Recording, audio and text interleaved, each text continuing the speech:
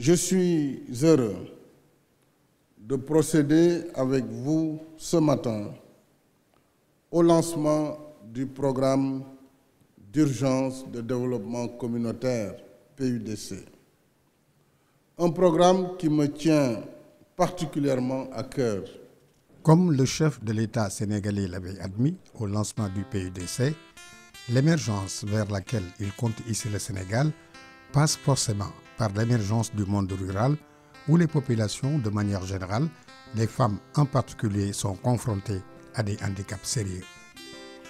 C'est ainsi que dans le déroulement de ces activités, le programme d'urgence de développement communautaire a mis à la disposition de groupements de femmes 477 équipements de transformation composés de moulins à mil, de décortiqueuses à mil, de batteuses à mil, de batteuses à riz, de décortiqueuses à riz, à arachide, de broyeuses de pâte d'arachide, de presse à huile, de moulins à café, dégraineuses de maïs, de séchoirs mixtes et solaires, d'unités de transformation d'acajou, d'unités de transformation de céréales, d'unités de transformation de produits halieutiques, entre autres. Tout cela s'est réalisé en un an grâce à des procédures efficaces et bien adaptées au contexte. Pour l'instant, c'est-à-dire dans la première phase du PUDC, 28 communes ont bénéficié gratuitement de ces équipements dans les départements de Fatick, Gossas et Foundiougne. À terme, tous ces équipements vont permettre aux femmes l'allègement de leurs travaux domestiques, l'augmentation des revenus des femmes et des jeunes. Ils contribuent également, ces équipements, à la création d'emplois dans les secteurs de la maintenance, de l'entretien et du commerce de produits. bi ñu amu doon machine ay gosaat lañ doon jëlee ay machine ñu di ñu bojjal te loolu it da nga daan def commande ndax yenn saa yi nga def ko doo machine bi du ñëw tardé def nañ ko fii atam machine boobu dafa tardé dañoo mujj di bojj ak suñu loxo mais depuis ba machine bi ñëwee ba tey moom sant nañ yàlla yal na sant googu jëm kanam. En effet, en attendant que les partenaires au développement se manifestent pour l'aider à donner forme à sa vision, dont l'estimation des besoins se chiffre à 500 milliards de nos francs, le président de la République a fait dégager, sur fonds propres de l'État du Sénégal, un budget de près de 120 milliards, le prix de l'urgence. C'est justement cette célérité dont a fait preuve l'État qui a permis au PUDC d'arriver en moins d'un an à des résultats inattendus, aussi bien dans la transformation des conditions de vie des populations, la lutte contre les inégalités sociales grâce à la mise en place de mécanismes d'accès durable aux infrastructures et services socio-économiques de base. Globalement, on est à un niveau d'exécution de plus de 50% après une année d'exécution. Ceci démontre l'importance de ce programme tel qu'il a été conçu par Monsieur le Président de la République, M. Macky Sall, pour que justement nous puissions rehausser le niveau de vie des populations en milieu rural. C'est ainsi qu'en matière d'hydraulique, le ranch de Doli va connaître une seconde vie avec l'entrée en fonction, au plus tard en fin octobre de cette année, d'un château d'eau d'une capacité de 1000 mètres cubes. D'une hauteur de 35 mètres, cet ouvrage va desservir un réseau de 105 km, dont 67 actuellement réalisés. Il y est aussi prévu 7 abreuvoirs pour le bétail, dont 3 déjà réceptionnés.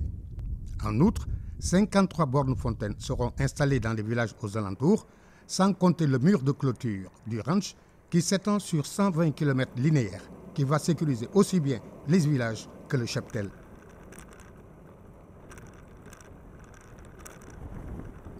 Pour accélérer la cadence afin que les délais de réalisation soient respectés, 2 équipes travaillent en même temps sur le château d'eau proprement dit et sur les abreuvoirs et bornes fontaines.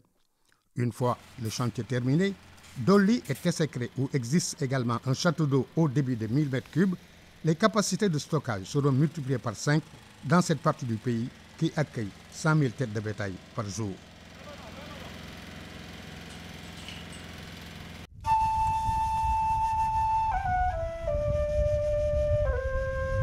En définitive, rien que pour la région de Louga, 75 châteaux d'eau et forages sont en construction ou en réhabilitation pour répondre à la demande en eau plus forte ici que nulle part ailleurs. À titre indicatif, dans le département de Ranérou, 3 fois plus étendu que le département de Thiès, le cheptel est estimé à 1 demi-million de têtes de bétail pour un besoin en eau évalué selon le service départemental de l'hydraulique à 13 750 000 litres d'eau par jour. Forage Lumbol Sambabdoul, il est meilleur dans les forages du Sénégal, pour moi. Parce que quand il vient ici minuit, 1 heure, 2 heures, 3 heures, 4 heures, la nuit, la journée, de l'eau il coule.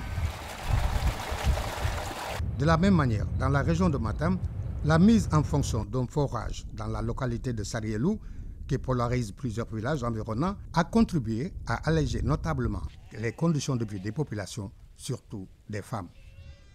Teen bii ngeen gis nii ci lañ doon rootee te teen bi war naa nekk ci ay téeméeri mètre lay nekk yàlla dogal na boobu temps teen bi day ngacc dañuy wëgg ba ci yàgg affaire bi daal di ngacc su ko defee ñu daal di teg mën nañ fee nekk luy man ñaari waxtu ñetti waxtu yoo xam ne nii doo am ndox. On le dit et c'est avéré, l'eau est source de vie. Dans les zones où le PUDC intervient, cet adage se vérifie dans la mesure où, aujourd'hui, certaines populations ont accès non seulement aux liquides précieux en abondance, mais peuvent également s'adonner à certaines pratiques, comme le maraîchage. En somme, une véritable révolution qui impacte jusqu'aux habitudes alimentaires. On ne le dira jamais assez, les routes constituent un vecteur important dans tout processus de développement. Certains disent même qu'elles ouvrent la porte du développement.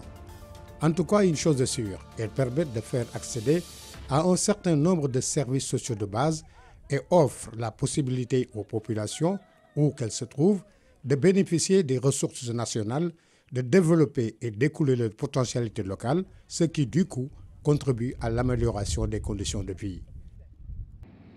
C'est ainsi que le programme d'urgence de développement communautaire envisage, en matière de désenclavement, de réaliser à terme 8029 km de pistes rurales qui vont venir en soutien à des actions engagées par ailleurs dans le cadre du programme national de routes rurales.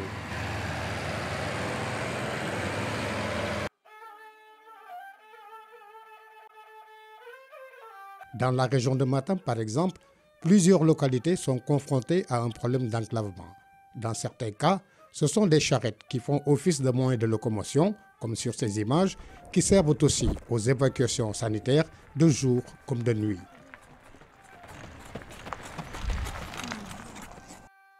Ici, le PUDC vient de répondre à une vieille doléance des habitants de Belley, village situé à 32 km au sud de Thiologne. Belley était dans un enclavement particulier. D'est en ouest, du nord au sud, aucun village voisin de Belley ne se trouve à moins de 30 km. La réalisation de la piste Thiologne-Belley a d'ailleurs suscité auprès de la population une adhésion totale, au point que 2 minibus achetés par des jeunes issus du terroir assurent désormais tous les jours la desserte dans les deux sens. Njanoɗo koye leydi ndufdi jolay sarataji min jaaɗo 32 km ha Agnam Allah ha Cilon min jolta sarataji min garta joni noon ko mawɗum guila garwayo waɗa keeɓi otoji a yahata ganduɗa hoore maɗa nde wonata mintaji nogas tawa yettima Agnam mbaɗa toon haajujima ha gasa sa welama neɗɗo wawi yaltude gahe min jiiyen kam nafoore mawde. Autre aspect notable de la réalisation de la piste qui mène à Belley, les habitants de cette localité, les femmes en particulier, peuvent à présent obtenir des denrées, comme les légumes, qui pendant longtemps n'ont pas figuré dans les marmites.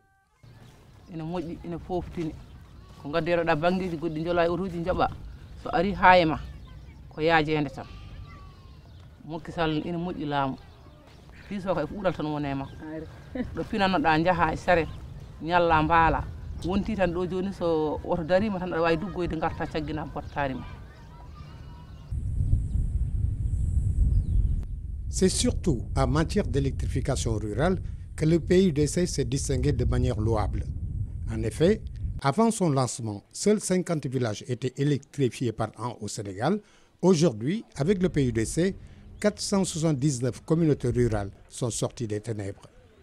Mieux, l'État a pour ambition de porter en 2017 à 60% le taux de réalisation dans ce domaine, ce qui veut dire l'électrification à cette échéance de la moitié des villages du Sénégal.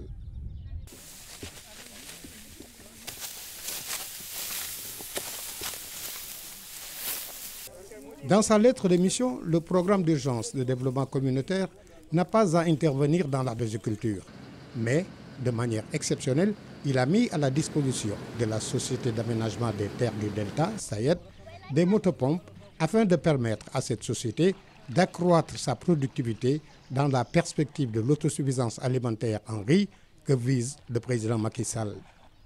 Pour la contre-saison chaude 2016, nous avons réalisé au niveau de la région 2300 hectares, ce qui n'a jamais été réalisé dans la région, parce que quand on interroge les statistiques, à peu près on envoisinait les 100 hectares à 200 hectares. Donc rien qu'avec l'apport de 50 groupes motopompes, ça nous a permis en tout cas de faire un facteur multiplicatif de 6. C'est-à-dire qu'on est passé de la contre-saison 2015 à 400 hectares et cette année nous avons réalisé 2300 hectares. Pour l'hivernage 2016-2017, nous projetons 10 000 hectares. Et ces 10 000 hectares sont adossés à la contribution des 148 motopompes, groupes motopompes que le PUDC doit mettre à la disposition au niveau de la région.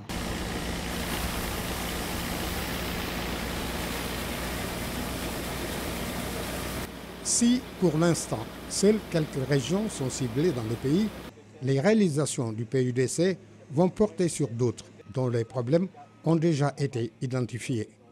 Ce n'est finalement pas hasard si le PUDC, qui porte l'empreinte exclusive du chef de l'État, suscite de l'intérêt dans la sous-région. Le Togo, qui s'en est inspiré après un séjour au Sénégal, a déjà lancé son programme avec le PNUD, tandis que le Niger, le Ghana et le Tchad sont en voie de finalisation.